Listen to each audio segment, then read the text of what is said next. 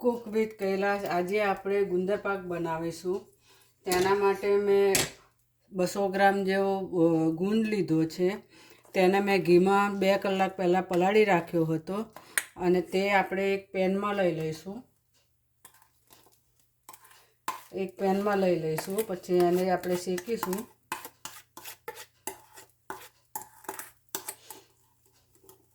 ગુંદને 2 કલાક પહેલાં આપણે પલાળી રાખવું પડે।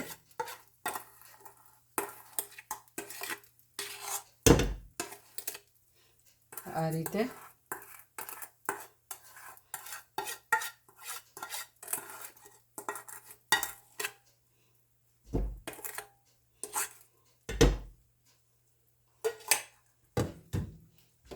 તેને આપણે શેકવાનો છે જ્યાં સુધી ફૂલી જાય ના ત્યાં સુધી। જેમ ગરમ થશે તેમ તેમ ફૂલતો જશે। આપણે ધીમા ગેસે જ કરવાનો છે।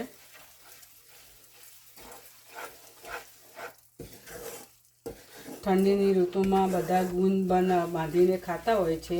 શરીર માટે બહુ સારો છે। શરીરમાં દુખાવો થતો હોય, હા કમર દુખતી હોય, હાથ તે હોય તો પણ સરસ ફાયદો કરે છે ગુંદર ખાવાથી। તેને આપણે શેકી દઈશું બરાબર ફૂલી જાય પછી આપણે તેમાં દૂધ નાખીશું। ધીમા ગેસે શેકીશું। જેમ શેકાશે તેમ ફૂલશે, ગુંદ ફૂલી જશે એટલે પછી આપણે દૂધ નાખવાનું અંદર। ફૂલવા માંડ્યો છે ને શેકાય તેમ ફૂલી જાય છે।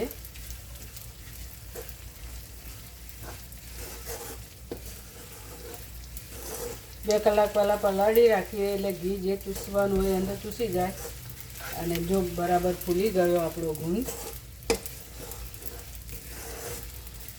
ફૂલ્યો ના હોય, કાચો રહી ગયો હોય તો પછી દાંતોમાં ચોંટે આપણે, એટલે બરાબર શેકાવા દેવાનો છે।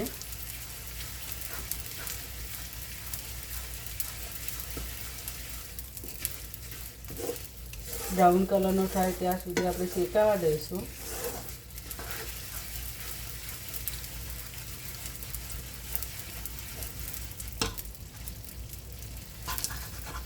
જે આપણી ચમચી હતી તે તો આપણે થોડી ગરમ કરીને લઈ લઈએ।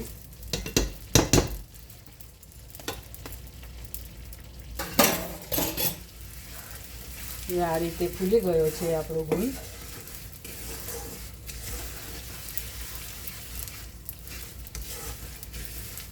ઠંડીની ઋતુમાં બધા જ ખાતા હોય, નાના મોટા બધા જ ગુંદ ખાતા હોય છે। આપણો બ્રાઉન કલરનો થઈ ગયો છે।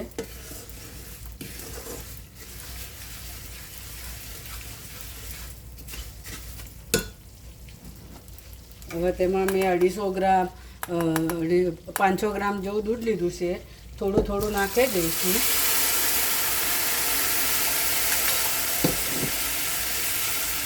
જેમ દૂધ ઉકળશે તેમ તેમ દૂધ ફાટી જશે ગુંદની અંદર।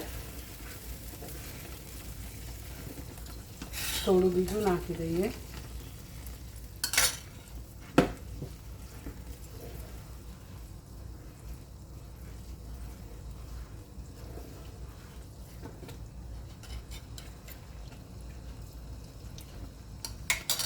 આ રીતે હલાવતા રહીશું એટલે ગુંદ ફાટી જશે, દૂધ ફાટી જશે। જે આપણે બાઉલમાં કાઢ્યું હતું ઘી ગુંદને તે હલાવીને આપણે લઈ લઈએ।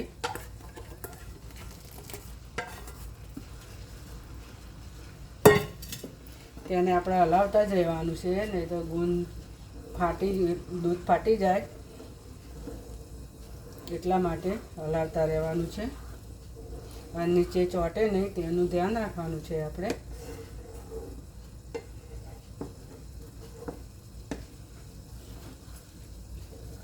દૂધ બરાબર ફાટી જશે ગુંદની અંદર।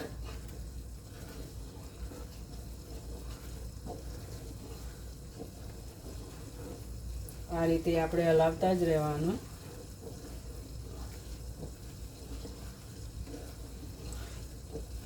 દૂધ અંદર ફાટી જાય એટલે પનીર જેવું થઈ જાય।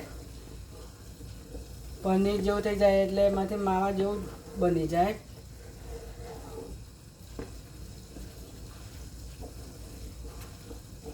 ગુંદની અંદર દૂધ નાખે એટલે ફાટી જ જાય, તે દૂધ જેવું દૂધ ના રહે.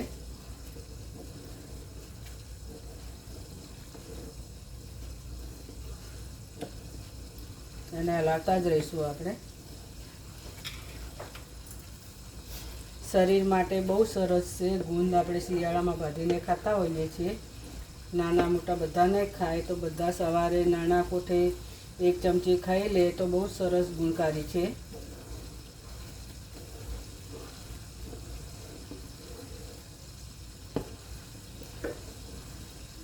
ફેમિલી સાથે બધા જ ખાય તો બહુ સરસ છે ગુંદ.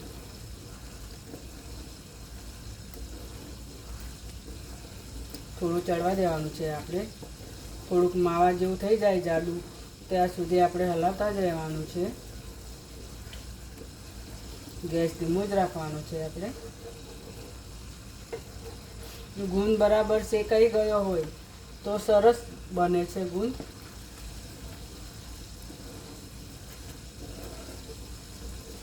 જો કાચો રહી ગયો હોય તો આપણા દાંતોમાં ચોંટે ગુંદ, એટલે ખાવાની આપણને મજા ના આવે, બહુ ચીકણો થઈ જાય એટલે.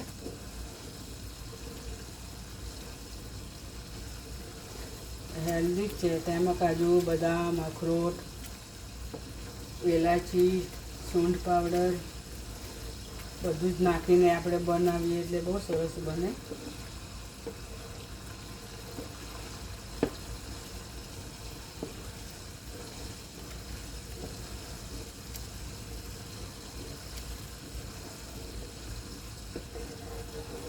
આ રીતે આપણે હલાવતા જ રહેવાનું છે. વચ્ચે જરા પણ ઊભું નથી રહેવાનું,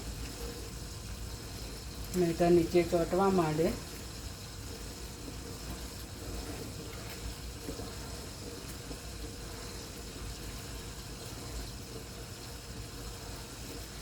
આને ઢીલો જ રાખવાનો હોય છે. આપણે ચોસલા પાડવાની જરૂર નહીં હોતી.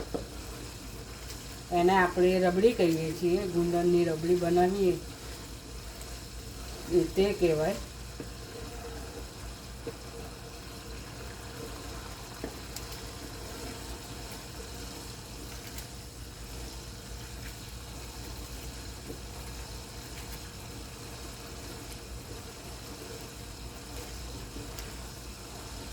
થોડુંક આપણે જાડું થાય પછી જ આપણે બધો સૂકો મેવો નાખીશું.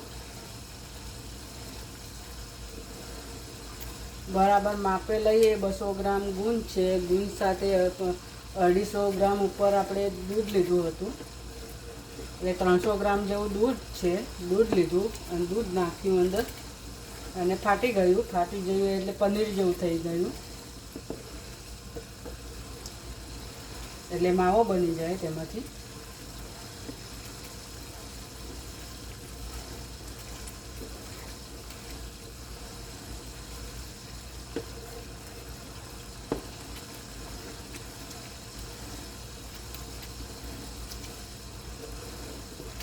આપણે ધીમે ધીમે હલાવતા જ રહેવાનું છે.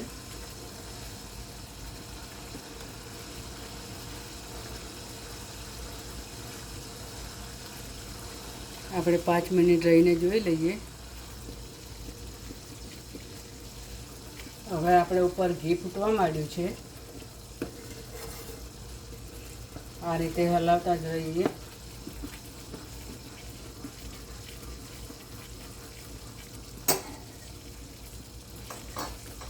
આપણું ઘી બધું ઉપર આવી ગયું છે.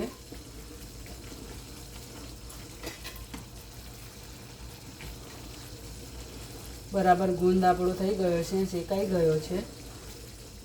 જો મારો વિડીયો ગમે તો લાઈક કરજો, શેર કરજો, સબસ્ક્રાઈબ કરજો. હવે આપણે ગુંદ થઈ ગયો છે તેમાં બધું નાખીશું આપણે.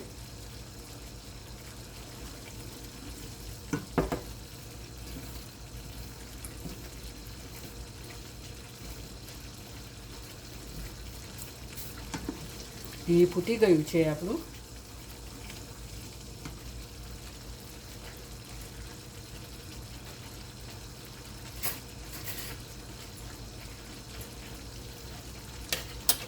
આ મેં કાજુ, બદામ, અખરોટ, મગજતરીના બી બધું જ વાટી દીધું છે. તેનો પાવડર લીધો છે.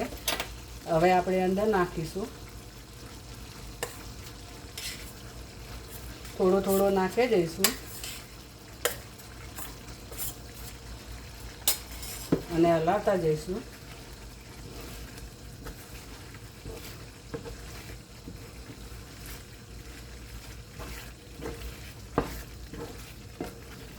કાજુ બદામનો ભૂકો કરી દીધો હતો મેં. તેને શેકવાની જરૂર નથી, આમાં શેકાઈ જ જાય આપણા ઘીની અંદર.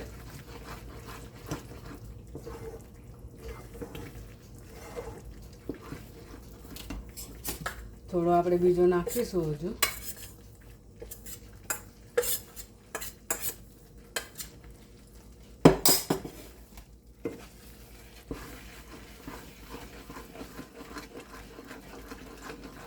બરાબર મિક્સ કરી દઈશું.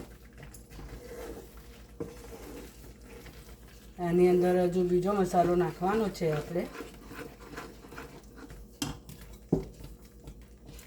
જે હતું આપણો બધો પાવડર, તે બધો પાવડર નાખી દીધો છે. 250 ગ્રામ હતો પાવડર આપણો. કાજુ બદામ, અખરોટ, મગજતરીના બી બધું જ થઈને 250 ગ્રામ આપણું હતું. આપણું ઘી ફૂટવા માંડ્યું છે, ગોળ ગોળ ફરવા માંડ્યો છે. તેની અંદર જાયફળનો પાવડર લીધો, એક જાયફળ મેં લીધું છે તે નાખી દીધું, તેને પાવડર બનાવી દીધો. આ એલચી પાવડર છે, 2 ચમચી જેવો એલચી પાવડર લીધો છે. 1 વાટકી મેં નાની લીધી ખસખસ લીધી છે. 1 વાટકી નાની મેં સૂંઠનો પાવડર લીધો છે, તે નાખી દઈશું. બરાબર હલાવી દઈશું.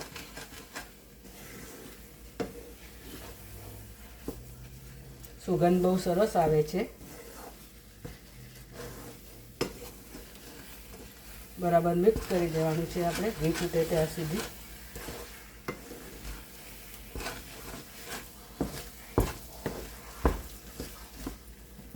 તેની અંદર અમે 250 ગ્રામ જેવો ગોળ લીધો છે, તે નાખી દઈશું. માપ સાથે બધું લીધું છે મેં. ગોળ ઓગળે ત્યાં સુધી આપણે હલાવતા રહેવાનું છે. ગેસ એકદમ ધીમો કરી દેવાનો છે.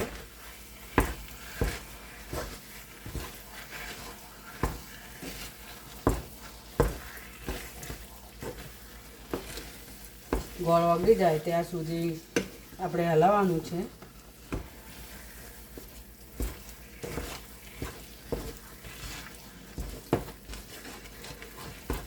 ગોળ ગોળ ફરવા માંડ્યું છે આપણે.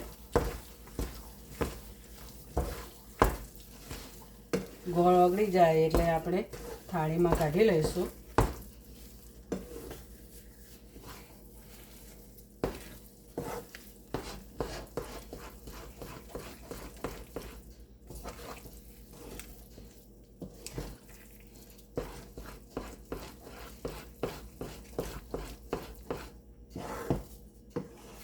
ઘી છૂટું પડવા માંડ્યું છે આપણું.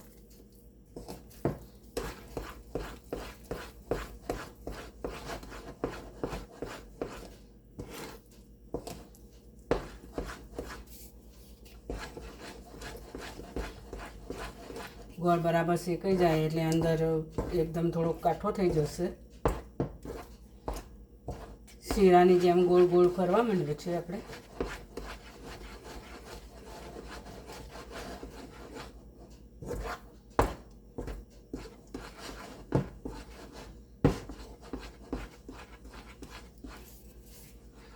પાંચ મિનિટ રહીને જોઈ લઈએ. આપણો ગુંદપાક થઈ ગયો છે.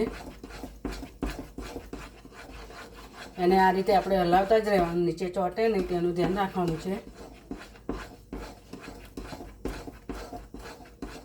આને આપણે ઢીલો જ રાખવાનો છે, આને ચોસલા નથી પાડવાના આપણે. આ રીતે થઈ ગયો છે આપણો ગુંદપાક.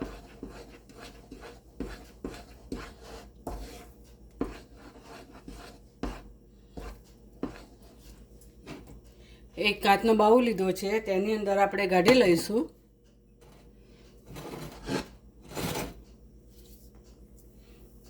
રીતે તેને ઢીલું જ રાખવાનું છે, આપણે ચોસલા નથી પાડવાના. ગુંદરની રાબ કહેવાય આને. ગુંદર પાક બી કહેવાય, ગુંદરની રાબ બી કહેવાય, બંને કહેવાય.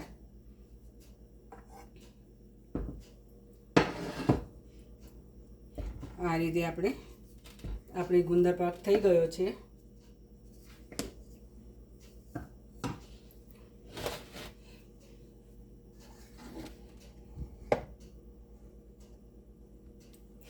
આપણો ગુંદ પાક થઈ ગયો છે, સરસ બન્યો છે. તમે પણ બનાવજો અને ખાજો. ઠંડીની ઋતુમાં બહુ સરસ લાગે અને શરીરના દુખાવો પણ ના થાય. કમર દુખતી હોય કે કંઈ બી થતું હોય તો આપણને ગુંદર ખાઈએ તો બહુ સરસ શરીરમાં લાગે. શરીરમાં ગરમાવો આવે અને ગરમ હોય એટલે આપણા શરીરમાં દુખાવો એવું બધું થાય નહીં. એટલે ગુંદર પાક તમે પણ બનાવજો અને ખાજો. ફરીથી મળીએ નવા વિડીયોમાં. ત્યાર સુધી બાય બાય.